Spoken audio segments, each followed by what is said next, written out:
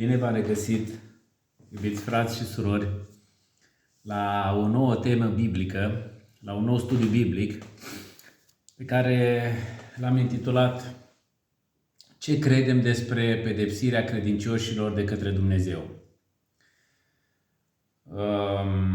Este, ca să zic așa, un lucru pe care eu l-am experimentat în viața mea de creștin, cu care m-am confruntat de foarte multe ori, cu anumite pedepse, cu anumite suferințe și încă mă confrunt, fiecare ne confruntăm, da?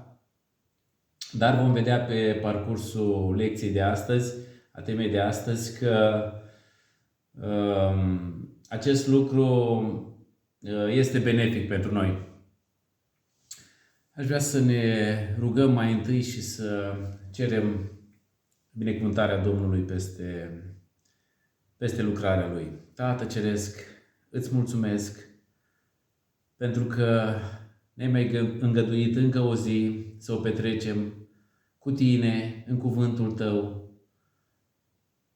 prin dragostea și prin harul Tău. Te rog, Tată Ceresc, cu această ocazie să Te înduri și să ne faci cunoscut, să ne revelezi ce ne-ai pregătit Tu din cuvântul Tău și în această zi și să ne dai la fiecare învățătură pentru ca lucrarea Ta să fie desăvârșită în noi, pentru ca să fim sfinți așa cum Tu ești.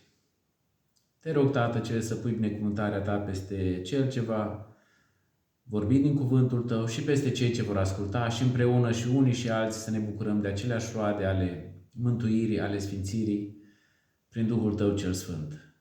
Mă rog în numele Fiului Tău, Iisus Hristos, să ne binecuvintezi, Tată Ceresc. Slavă Ție, Tată, Fiule și Duhule Sfinte, de acum și până în veci de veci. Amin. Da, deci cum vă spuneam, iubiți frați și surori, tema de astăzi este ce credem despre pedepsirea credincioșilor de către Dumnezeu. Textul pe care l-am ales astăzi este din Cartea Evrei, din capitolul 12, versetele de la 5 la 11. Da? Și le voi da citire ca să luăm învățătură din cuvânt. Deci, Cartea Evrei, capitolul 12, versetele de la 5 la 11. Și ați uitat sfatul pe care vi-l dă ca unor fii. Fiule, nu disprețui pedeapsa Domnului și nu-ți pierde inima când ești mustrat de El. Căci Domnul pedepsește pe cine îl iubește și bate cu nuiaua pe orice fiu pe care îl primește. Suferiți pedeapsa. Dumnezeu se poartă cu voi ca și cu niște fii. Căci care este fiul pe care nu-l pedepsește tatăl? Dar dacă sunteți scutiți de pedeapsă, de care toți au parte, sunteți niște feciori din curvie, iar nu fii. Și apoi, dacă părinții noștri trupești ne-au pedepsit și tot le-am dat cinstea cuvenită, nu trebuie oare cu atât mai mult să ne supunem Tatălui duhurilor și să trăim?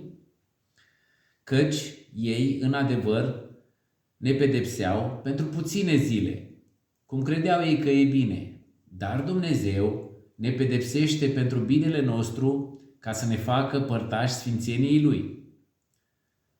Este adevărat că orice pedeapsă deocamdată pare o pricină de întristare și nu de bucurie, dar mai pe urmă aduce celor ce au trecut prin școala ei roada dătătoare de pace a neprihănirii.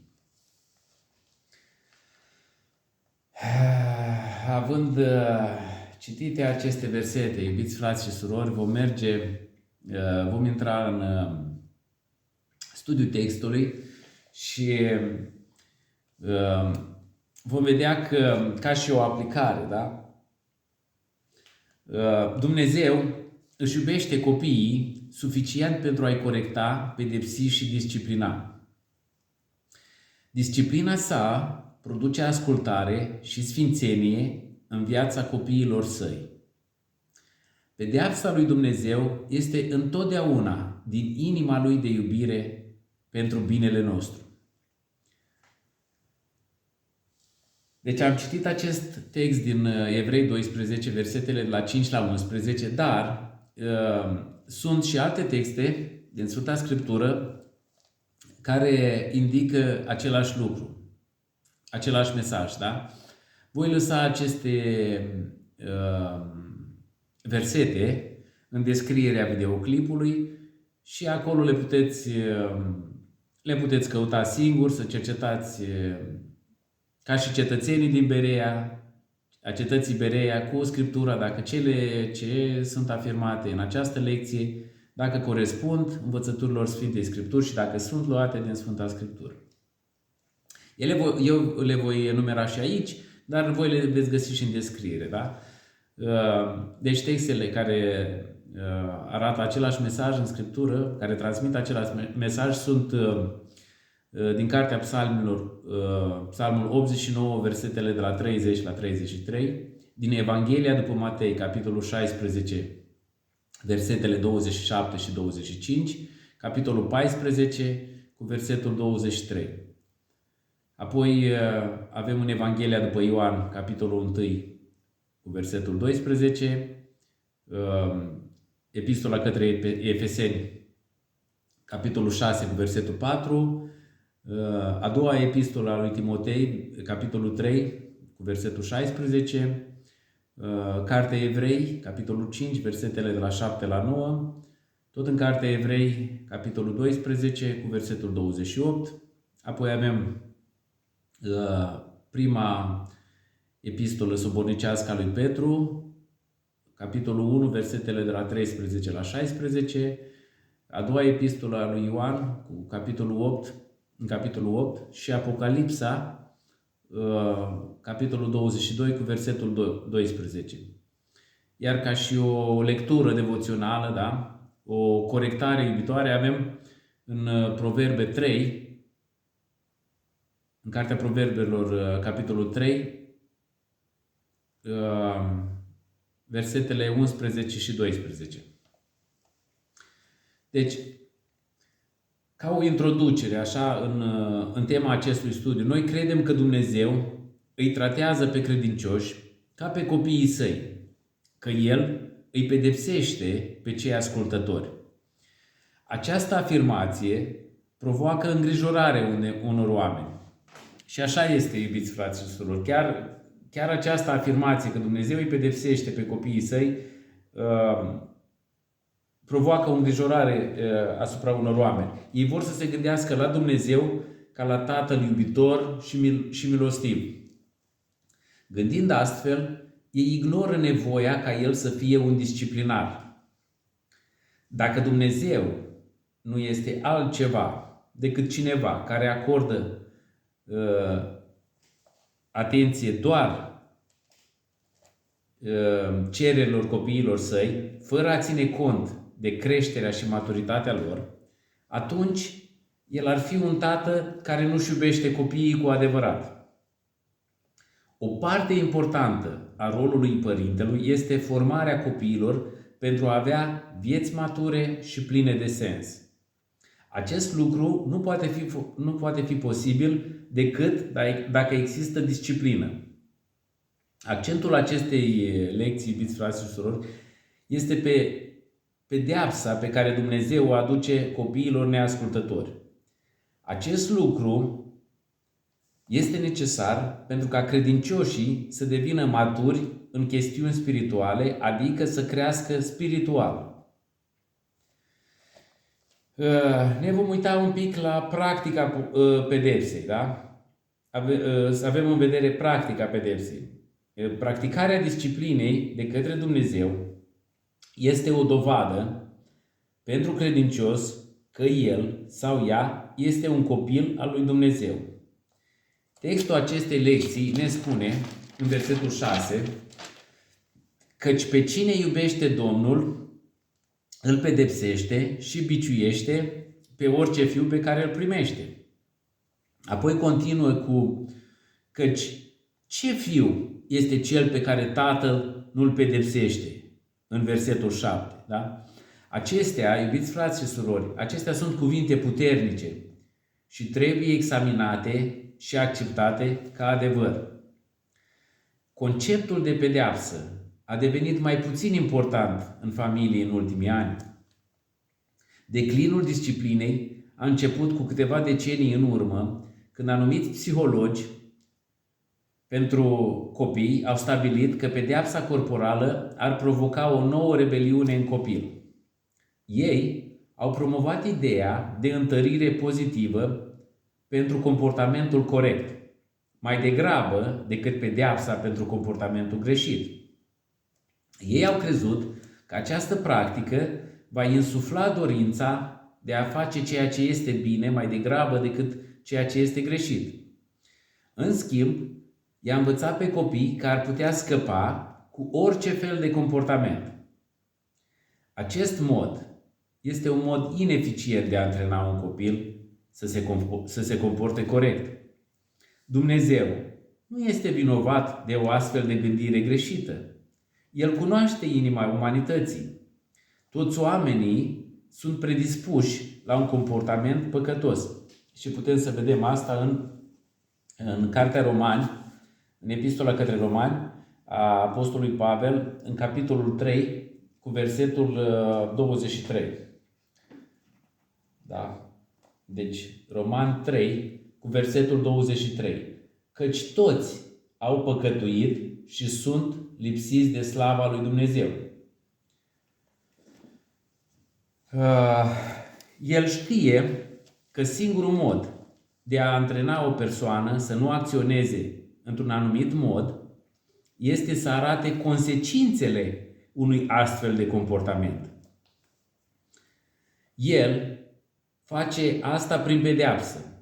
Consecințele unui comportament greșit sunt durerea și disconfortul.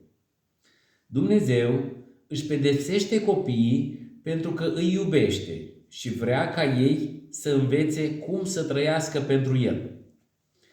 Un exemplu de disciplină a lui Dumnezeu pentru faptele păcătoase a venit în Vechiul Testament. Regele David s-a angajat într-o aventură adulteră cu Batșeba. Era o femeie căsătorită, dar asta nu a descurajat pofta lui David. În urma aventurii a fost conceput un copil. Au încercat să ascundă păcatul, dar au ajuns să provoace uciderea soțului ei. Dumnezeu știa tot ce s-a întâmplat. Consecința oribilă a actului păcătos a fost că copilul s-a îmbolnăvit și a murit. Păcatul lui David nu a putut rămâne nepedepsit. Dumnezeu a adus pedeapsa în viața lui David pentru ca el să învețe să se comporte corect. Unii oameni vor să creadă că pedeapsa este o chestiune de răzbunare prin care Dumnezeu elimină mânia asupra copiilor săi. Nu acesta este modul în care Dumnezeu practică disciplina. Mânia lui ar putea fi aprinsă împotriva păcatului, dar el reacționează în dragoste și compasiune.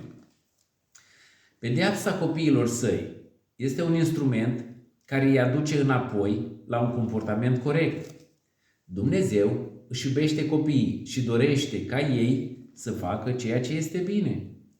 El nu este mulțumit când copiii lui se îndepărtează de el și folosește pedeapsa pentru a-i trage înapoi cu dragoste. Acum ne vom uita la scopul pedepsei. Care este scopul pedepsei? Pedepsirea are sensul de antrenament, educație și implicit corectare, disciplinare. Da? Deci Dumnezeu, în bunătatea Lui, ne antrenează, ne educă, iar apoi ne corectează și ne disciplinează. Este ca un student care face un test. Răspunsurile trebuie să fie de acord cu ceea ce a spus profesorul sau sunt considerate greșite. Grădinarii au un proces de a crea o topiară. Aceasta este o sculptură vie. Grădinarul ia planta și o tunde și o motelează cu grijă. Uneori, membrile ei sunt îndoite în forme care nu ar fi găsite în natură. Prin eforturile sculptorului, planta capătă în cele din urmă o formă stabilită. Nu s-a întâmplat permițând plantei să crească așa cum și-a dorit. Nu? A fost modelată și schimbată de uneltele grădinarului. A fost antrenată să crească într-un anumit fel. Rezultatul este o sculptură vie, frumoasă. Niciun copil al lui Dumnezeu nu ar trebui să se aștepte să treacă prin viață fără să se confrunte cu vremuri de disciplină. Nici o disciplină nu ar sugera că un individ nu are o relație reală cu Hristos. Putem să vedem asta în versetul 8, da? Deci, dar dacă sunteți scutiți de pedeapsa de care toți au parte, sunteți niște feciori din curvie, iar nu fii. Este mai bine să te confrunți cu o mică pedeapsă decât să nu ai nicio relație cu Isus. A nu fi nevoit să se confrunte cu disciplina ar părea un lucru bun. Acum, nicio pedeapsă pentru prezent nu ni se pare fericită. Putem să vedem asta în versetul 11, da? Dacă citim în versetul 11, spune așa: este adevărat că orice pedeapsă, deocamdată, pare o pricină de întristare și nu de bucurie. Dar mai pe urmă aduce celor ce au trecut prin școala ei roada dătătoare de pace a neprihănirii. Niciun copil nu vrea să se confrunte cu perspectiva disciplinei. Dar realitatea este că scăparea de pedeapsă nu va produce o lucrare bună în viața cuiva. Scriitorul cărții spune că va fi îndurerat. Acest cuvânt are în el ideea de durere și tristețe. Sfârșitul final al lipsei de disciplină va fi, iubiți frați și surori, durerea și tristețea. De ce este așa? Pentru că individul nu a învățat să evite comportamentul greșit. Acest lucru va aduce alte acte păcătoase, iar persoana se va îndepărta de Dumnezeu. Este mult mai bine ca Dumnezeu să ne atragă înapoi în îmbrățișarea sa, prin mijloace de pedeapsă, decât să rămânem la distanță de El. Dumnezeu vrea ca noi să mergem în calea Lui. Disciplina este un instrument pe care Dumnezeu îl folosește pentru a-și învăța copiii cum ar trebui să trăiască. Este eficient atunci când sunt dispuși să învețe din ea. Trebuie să avem grijă să nu fim împietriți și răzvrătiți. Trebuie să învățăm din pedeapsa lui Dumnezeu. Acum, în acest punct ne vom uita la produsul pedepsei, da?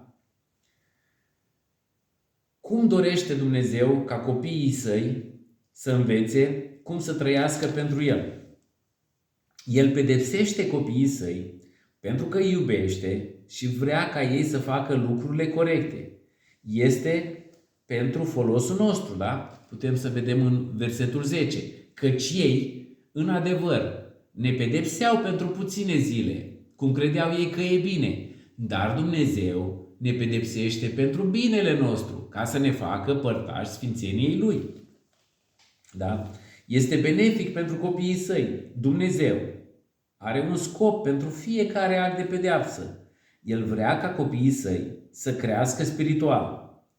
Niciun credincios nu intră în relația cu Hristos ca fiind matur spiritual. Asta o putem să o vedem în viețile noastre de credință. Iubiți frați și surori, căci noi când venim la Hristos, noi nu venim maturi spiritual, da?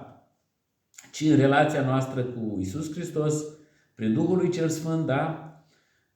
Creștem spiritual, creștem în fiecare zi, da? Ne pocăim în fiecare zi. Există un proces prin care o persoană crește și devine matură. O parte a acestui proces implică pedeapsa. Ca o aplicare sau o aplicație în zilele noastre, putem folosi aici un exemplu cu echipele de fotbal care își încep sezonul cu cantonamentul. Sportivii se adună pentru câteva săptămâni de antrenament intens și exerciții fizice. Acestea nu sunt săptămâni ușoare. Antrenorul lucrează din greu pe jucători și îi aduce aproape la punctul de rupere. Care este scopul acestui exercițiu atât de intens? Antrenorul știe că jucătorii trebuie să se pună în formă. Ei trebuie să dezvolte mai multă forță și rezistență pentru a avea succes pe terenul de joc. Așa că îi antrenează până la epuizare. De-a lungul săptămânilor de cantonament, ei își dezvoltă forța pe care nu o aveau înainte. Disciplina exercițiului a realizat o lucrare bună. Viața nu este o plimbare ușoară, iubiți frați și surori, este o cursă de rezistență. Pentru a avea puterea spirituală de a aduce mai departe lucrarea lui Dumnezeu, credinciosul trebuie să dezvolte puterea spirituală și rezistența. O parte din aceasta vine când Dumnezeu se ocupă de individ. El vrea ca credinciosul să învețe din experiența lor. El vrea ca credinciosul să învețe din experiența aceasta, da? Din experiența acestor pedepse, ca să spun așa. El vrea ca ei să crească pentru a deveni maturi. El îi face să dezvolte puterea spirituală. Când Dumnezeu aduce disciplina în viața copiilor săi, ei încep procesul prin care viața lor devine mai productivă. Pedeapsa va aduce rodul pașnic al dreptății celor prin care această pedeapsă este exercitată. Da? Vedem asta în versetul 11. Este adevărat că orice pedeapsă deocamdată pare o pricină de întristare și nu de bucurie, dar mai pe urmă aduce celor ce au trecut prin școala ei roada dătătoare de pace a neprihănirii. Da? Aceasta ar trebui să fie scopul oricărui creștin, iubiți frați și surori. Dumnezeu, în bunătatea Lui, vrea ca noi să aducem roade. Dacă este nevoie de tăiere pentru ca vița să fie mai productivă, atunci ar trebui să suportăm de bunăvoie orice ne aduce Dumnezeu asupra noastră. Va fi spre binele lucrării sale când ne supunem disciplinei sale. Da? Apoi, ca o concluzie, pe final, am putea să concluzionăm că pedeapsa și disciplina nu sunt subiecte populare astăzi. Mulți ar prefera să vorbească despre altceva. Problema este că fiecare copil al lui Dumnezeu se va confrunta cu disciplina. Ce ar trebui să facă o persoană când se confruntă cu pedeapsa lui Dumnezeu? Individul ar trebui să-și examineze viața și să vadă că l-a eșuat pe Dumnezeu. Apoi el ar trebui să se pocăiască de eșecul lui păcătos și să ceară dăruirea lui Dumnezeu. Disciplina lui Dumnezeu ne va despărți de comportamentul greșit. El ne-a chemat să trăim vieți sfinte. Da? Putem să vedem asta în 1 Petru, capitolul 1, versetele 15 și 16.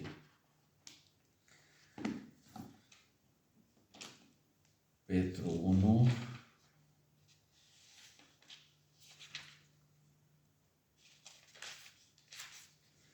Petru 1, deci prima epistolă sobornicească a lui Petru, capitolul 1, cu versetele 15 și 16.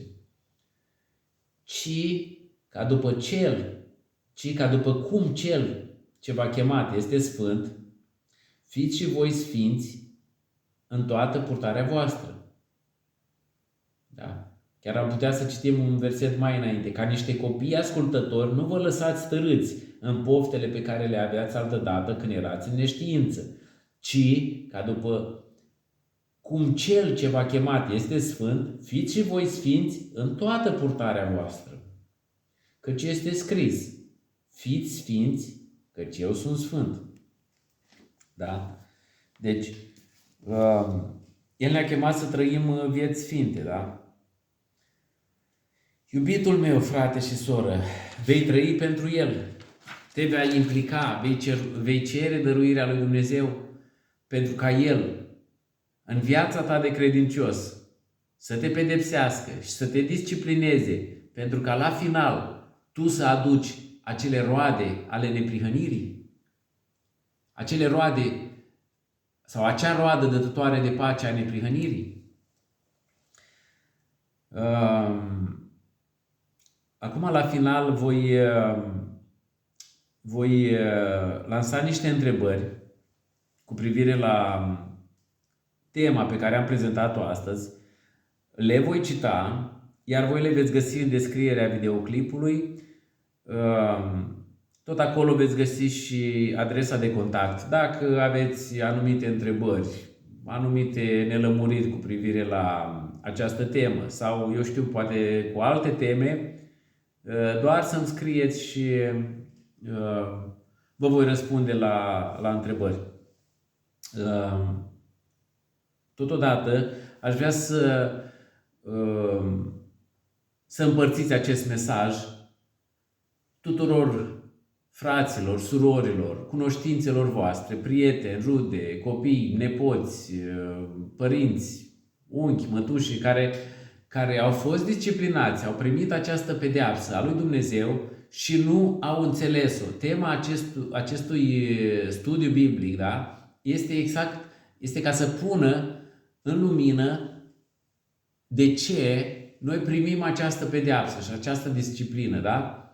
Cum am văzut, pentru că suntem copii al lui Dumnezeu și Dumnezeu, ca un Tată bun, El ne disciplinează pentru a aduce roada dătătoare de pace a neprihănirii. Tocmai de aceea folosiți acest prilej, da? Folosiți acest material pentru a îi îmbărbăta, pentru a-i aduce înapoi la credință pe cei care au rătăcit sau care s-au îndepărtat. Folosiți acest prilej. Folosiți lucrarea Domnului în viețile voastre, în viețile lor, pentru a aduce roadă bună, da? Dumnezeu poate să folosească, iubiți frați și surori, orice pentru a aduce înapoi la El pe copiii Lui, da? Se poate folosi de orice, pentru că El este Dumnezeu atotputernic, viu și adevărat și omniprezent și omnipotent. Voi da citire întrebărilor care au stat la baza acestei teme biblice, da? Acestui studiu biblic. Sunt 4 capitole și la fiecare capitol sunt câte 2 întrebări, da? Deci primul capitol este format din 2 întrebări. Cum demonstrează pedeapsa lui Dumnezeu dragostea Lui pentru credincioși? A doua întrebare. În ce fel putem vedea disciplina ca pe o influență pozitivă în creșterea noastră spirituală? Da? 2. Scopul pedepsei. De ce este necesară pedeapsa pentru maturitatea spirituală? B. Cum putem răspunde la disciplina lui Dumnezeu într-un mod care să ne ajute să creștem în credință? 3. Produsul pedepsei. Care sunt beneficiile pe termen lung ale pedepsei lui Dumnezeu în viețile noastre? B. Cum îi ajută disciplina pe credincioși să dezvolte rezistența și puterea spirituală? 4. Aplicarea pedepsei lui Dumnezeu în viața de zi cu zi. A. Cum putem recunoaște când Dumnezeu ne disciplinează? Și B. Ce pași practici putem lua pentru a ne asigura că învățăm din corectarea lui Dumnezeu? Iubiți frați și surori, la aceste întrebări a răspuns tema zilei de astăzi, da? Și aș vrea să vă uitați pe text, să ascultați, să fiți atenți, puteți să opriți din video când doriți și cum voiți, ca să aflați răspunsurile la aceste întrebări pe care le-am enumerat. Exact cum vă spuneam, voi lăsa și aceste întrebări în descriere, precum și textele care au stat la baza acestui studiu biblic. Vă mulțumesc pentru ascultare și mă rog ca Dumnezeu să folosească acest studiu biblic pentru îmbărbătarea, pentru întărirea și pentru întoarcerea la credință a fiilor risipitori, a oilor pierdute ale Lui, da? Să lucreze prin Duhul Său cel Sfânt în inimile fiecăruia și să ne pocăiască, să ne aducă înapoi la El în fiecare zi. Pentru că doar cu El, doar prin Duhul Lui cel Sfânt, putem să trăim niște vieți adevărate de creștini, plăcuți lui Dumnezeu. Da? Mă voi ruga. Tată Ceresc, îți mulțumim pentru că și în această zi, cu dragostea, cu iubirea Ta de oameni, ai mai pus încă o mică cărămidă la zidirea noastră sufletească, la creșterea noastră spirituală și ne-ai arătat, Tată Ceresc, că Tu ne pedepsești, ne disciplinezi și ne corectezi, ne îndrepți pentru ca noi să fim niște copii ascultători, potriviți voii Tale și să aducem roada dătătoare de pacea neprihănirii. Te laud, te slăvesc și te preamăresc, Tată, Fiule și Duhule Sfinte, de acum și până în veci de veci. Amin.